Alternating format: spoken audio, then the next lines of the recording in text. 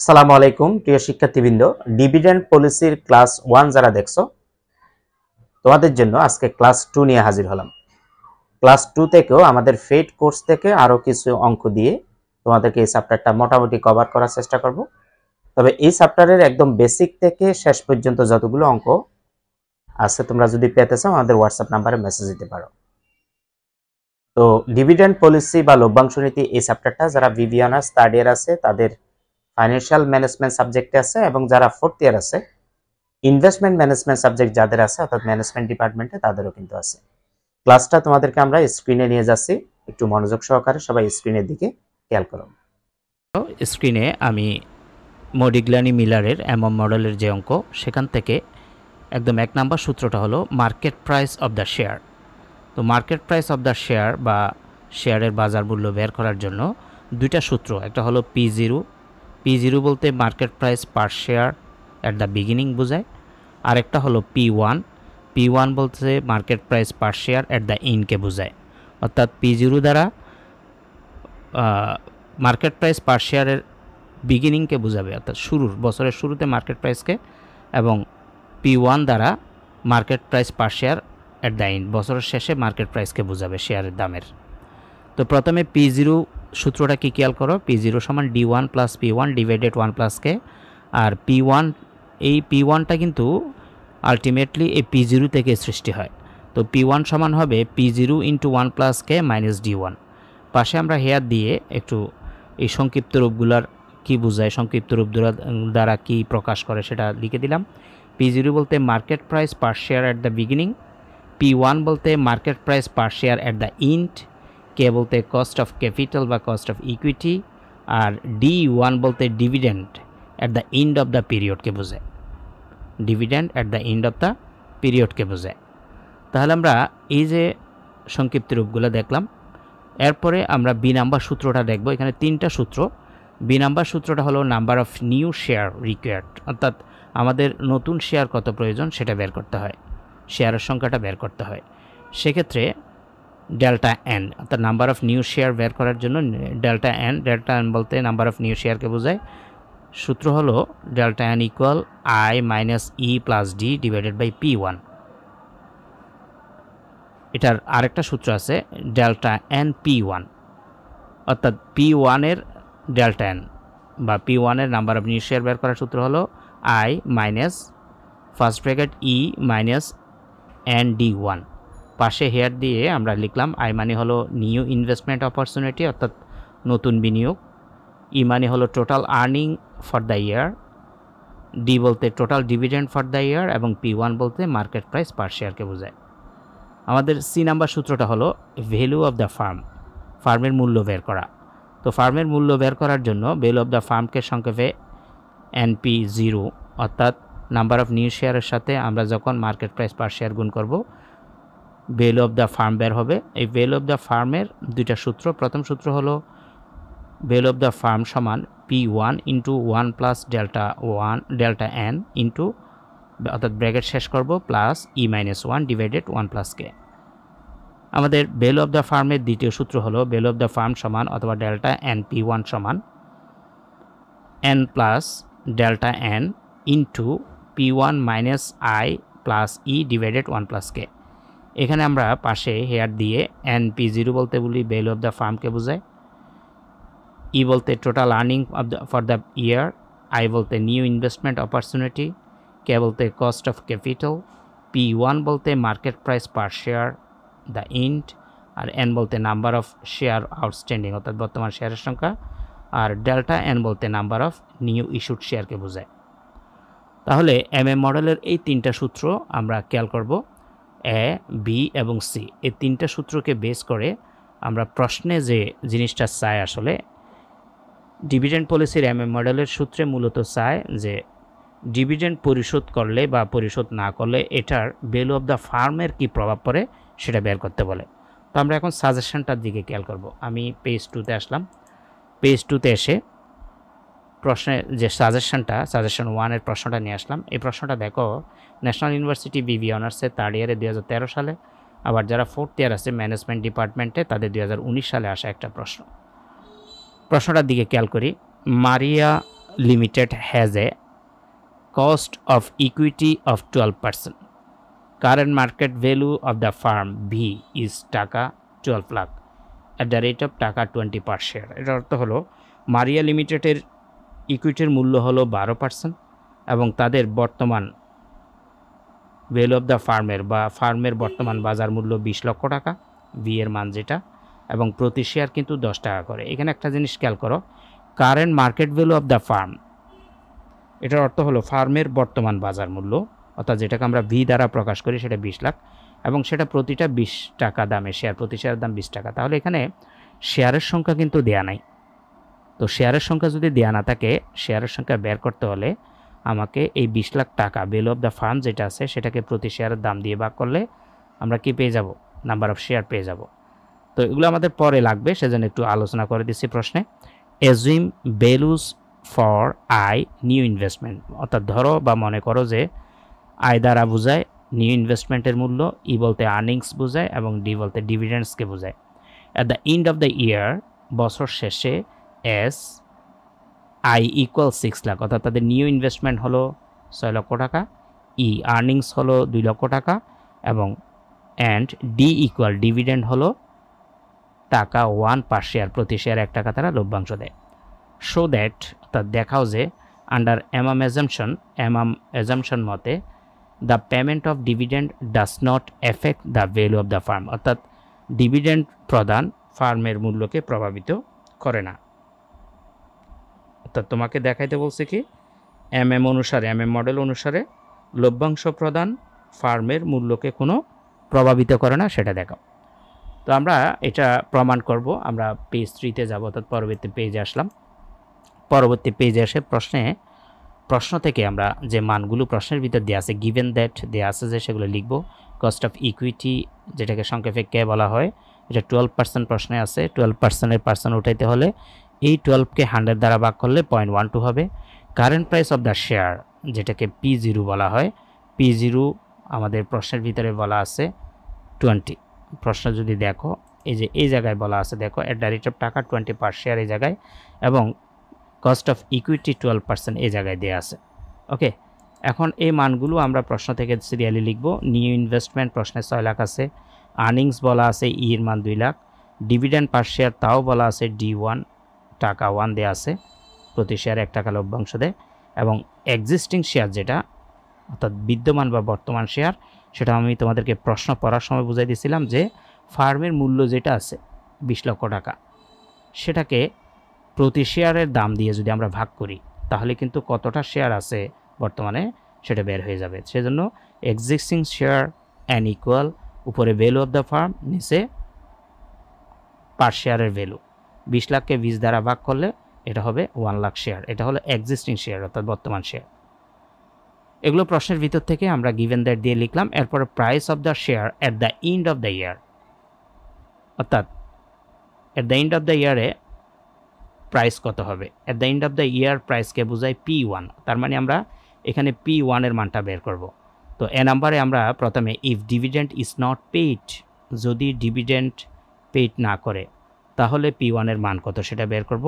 তো P1 এর বা প্রাইস বের করার জন্য, মার্কেট প্রাইস বের করার জন্য দুইটা সূত্র, একটা হলো P0 আর একটা P1। আমি যদি তোমাদেরকে ফর্মুলাতে দেখাই, দেখো এই যে market price of the share P0 সমান D1 plus P1 divided 1 plus K। আবার সে P0 থেকে কিন্তু P1 এর সৃষ্টি হয়, P1 সমান P0 into 1 plus K minus D1। পাশে কিন্তু লেখা আছে, দেখো P0 বলতে market price per share at the বিগিনিংসকে বোঝায়, অর্থাৎ বছরের শুরুর মার্কেট প্রাইস পার শেয়ারকে বোঝায়, আর P1 বলতে বছরের শেষে মার্কেট প্রাইস পার শেয়ারকে বোঝায়, কে বলতে কস্ট অফ ইকুইটি, এবং D1 বলতে dividend at the end of the পিরিয়ডকে বোঝায়।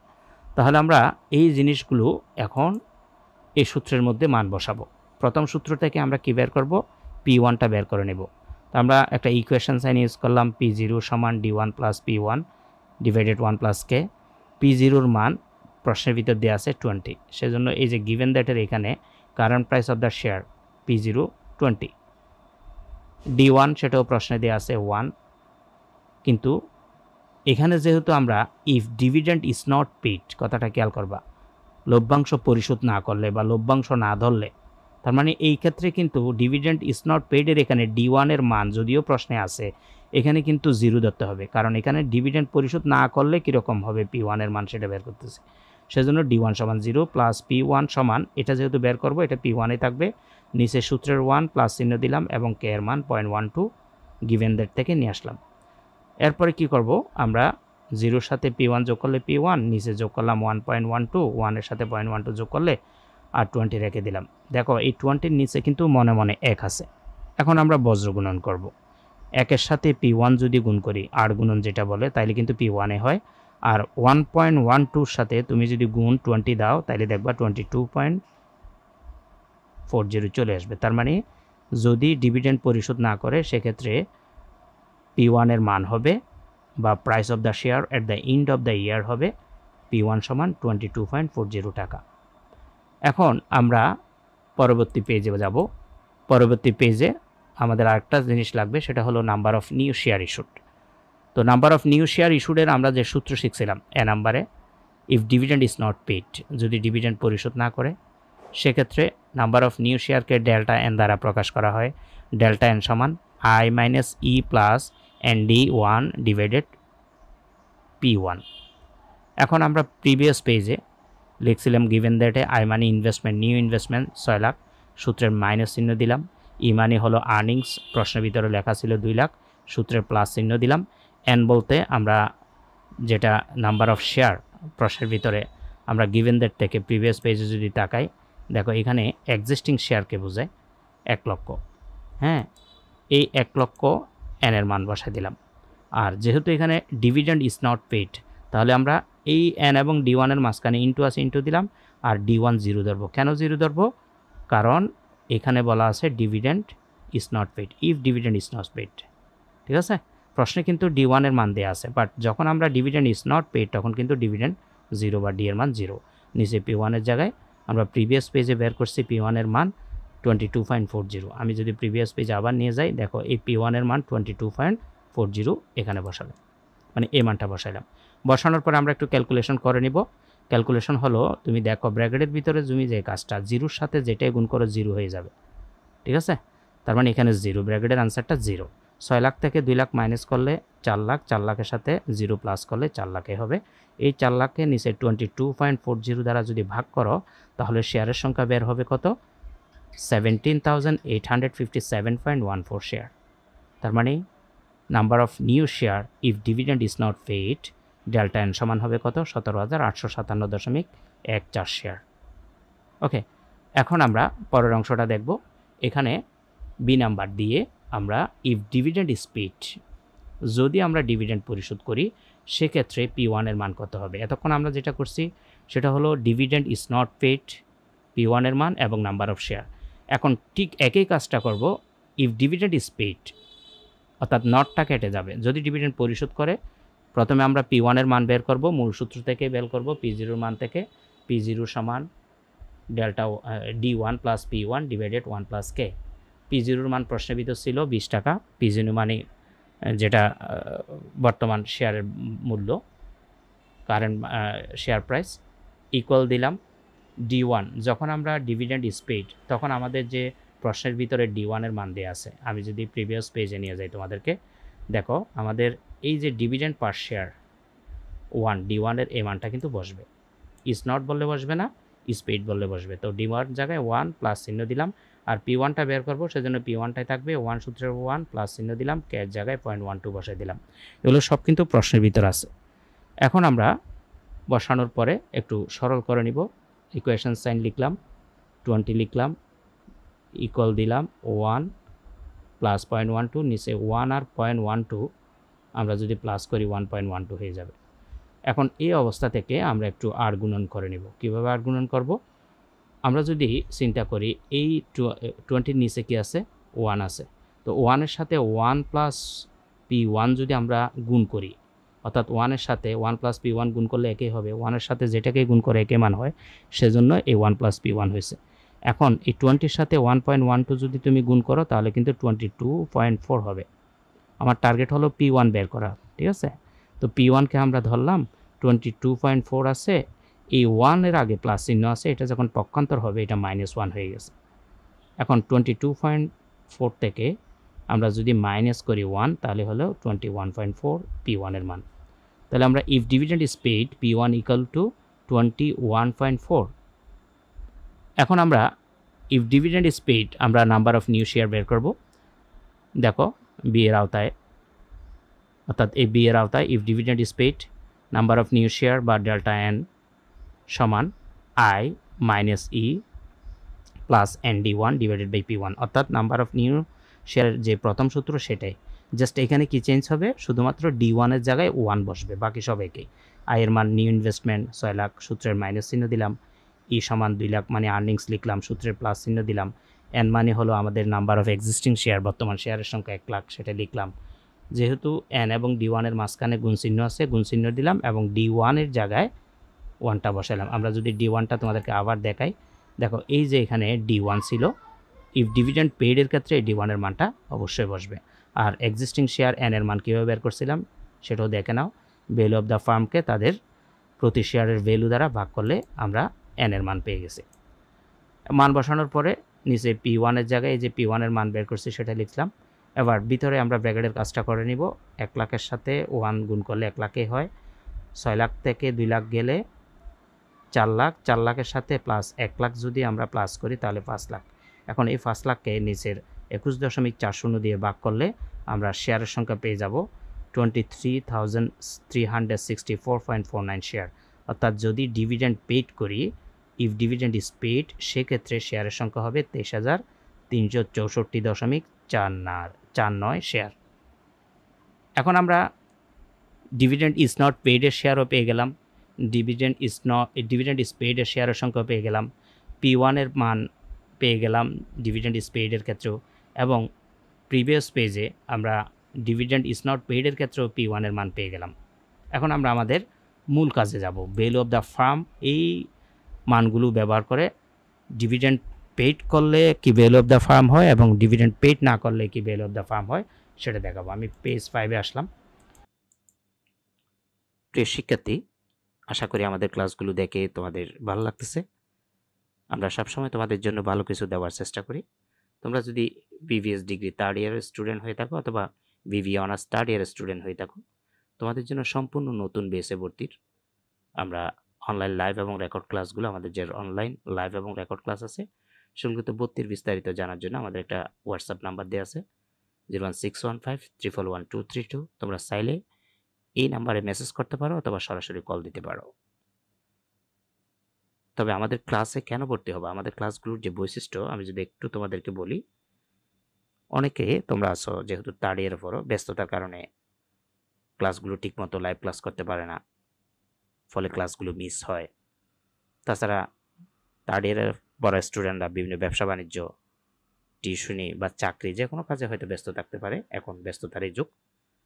তো ক্লাসগুলো এমনভাবে করা হয়েছে যে তোমার ইচ্ছা মতো সময় তুমি ক্লাসগুলো দেখার সুযোগ আছে। তুমি রাত 12টায় ফ্রি আছো, রাত 12টায় দেখবা, দিন 12টায় ফ্রি থাকলে দিন 12টায়, সকালে ফ্রি থাকলে সকালে, যে কোনো সময় তুমি ক্লাসগুলো দেখতে পারবা। যতদিন পরীক্ষা শেষ না হবে ততদিন ক্লাসগুলো তোমার কাছে সেভ আকারে থাকবে, মানে ক্লাসগুলো তোমার কাছে রেকর্ড আকারে সেভ থাকবে। তোমাদের সুবিধাজনক সময়ে অঙ্কগুলো করে জমা দেওয়ার সুযোগ আছে। প্রতিটা অধ্যায়ে গুরুত্বপূর্ণ সাজেশন সমূহের সমাধান শেষে প্রশ্নোত্তর পর্বের জন্য আমরা লাইভ ক্লাস রাখছি। প্রতিটা অধ্যায় থেকে মিনিমাম 15 হতে 20টা সাজেশন থাকবে। সাজেশনগুলো এমনভাবে তৈরি করা হয়েছে যেন এই সাজেশনগুলো প্র্যাকটিস করলে পরীক্ষার প্রশ্ন যেভাবে হোক তুমি অ্যান্সার করে আসতে পারো। তাছাড়া সকাল 11টা থেকে সন্ধ্যা 7টা পর্যন্ত যে কোনো সমস্যার জন্য তোমরা আমাদেরকে কল দিতে পারো বা মেসেজ করতে পারো, আমরা সাথে সাথে রিপ্লাই দেব। আমাদের কোর্সে ভর্তি হলে গণিত ও থিওরি সাজেশন সম্পূর্ণ ফ্রি দেওয়া হবে তোমাদের। প্রতিটি অধ্যায় শেষে মূল্যায়ন পরীক্ষা দিয়ে নিজের প্রস্তুতির শতকরা হার নির্ধারণ করা যাবে, অর্থাৎ তুমি কতটুকু পরীক্ষার জন্য প্রস্তুত। একটা চ্যাপ্টার শেষ করে তোমার থেকে যখন আমরা একটা ক্লাস টেস্ট নিব, আমরা সেটা বুঝতে পারবো বা তুমি নিজেও সেটা বুঝতে পারবা। আমাদের ক্লাসের সবচেয়ে বড় বৈশিষ্ট্য হলো আমাদের প্রতিটা রেকর্ড ক্লাস অ্যানিমেশন এবং স্লাইড শো এর মাধ্যমে উপস্থাপন করা হয়েছে, যাতে শিক্ষার্থীরা খুব সহজে বুঝতে এবং দেখতে পারে। তো রিকোয়েস্ট করবো তোমরা আমাদের কোর্সগুলো নিও, সিরিয়ালি সবগুলো সাজেশন ধারাবাহিকভাবে পেয়ে যাওয়া, এবং তোমাদেরকে আমরা ফলো আপে রাখবো।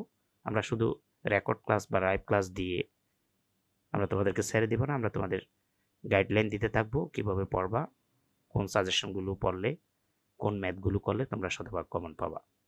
এই ছিল আমাদের ইনফরমেশন। আমরা এখন আমাদের যে অঙ্ক করাচ্ছি সেটাতে চলে যাচ্ছি। সবার জন্য শুভকামনা রইল। পেজ 5 এসে প্রথমে value of the farm, value of the farm A number if dividend is not paid, যদি ডিভিডেন্ড পেইড না করে, তো ভ্যালু অফ দ্য ফার্মকে সংক্ষেপে ডেল্টা NP1 দ্বারা প্রকাশ করা হয়। ডেল্টা NP1 সমান, সূত্রটা আমরা সূত্র থেকে নিয়ে আসছি, সূত্রের যে পেজ ছিল, first bracket N1 N plus delta N, first bracket শেষ, ইন্টু বুঝাবে P1 minus I plus E divided by 1 plus K। এখন আমরা মান বসাবো, যেহেতু আমরা ডিভিডেন্ড ইজ নট পেইড, সেক্ষেত্রে N তো একটাই, 1 লাখ শেয়ার, N এর মান কি 1 লাখ লিখলাম, আমরা N বসাইলাম, সূত্রের প্লাস চিহ্ন দিলাম, N মানে নাম্বার অফ শেয়ারকে বোঝায়। ডেল্টা N বলতে আমাদের যে নিউ শেয়ার ছিল, আমাদের ইজ নট পেইডের ক্ষেত্রে নিউ শেয়ার ছিল 17,857.14।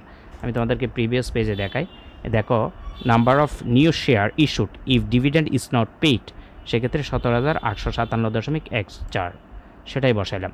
ওকে, এবার ব্র্যাকেট শেষ করলাম। P1 এর মান ছিল 22.40, সেটা ডিভিডেন্ড ইজ নট পেইডের, মাইনাস চিহ্ন দিলাম, I মানে new investment 6 lakh plus earning, E মানে আর্নিং 2 লাখ, আর নিচে 1 দিলাম সূত্রের, এবং K এর মান 0.12 দিলাম। এখন আমরা নিচেরটা যোগ করে নিলাম, 1.12 হয়ে গেল। উপরে ব্র্যাকেটের কাজগুলো একটু করব। প্রথমে যে কাজটা করব, আমরা এই দুটোটা যোগ করে নিব আগে।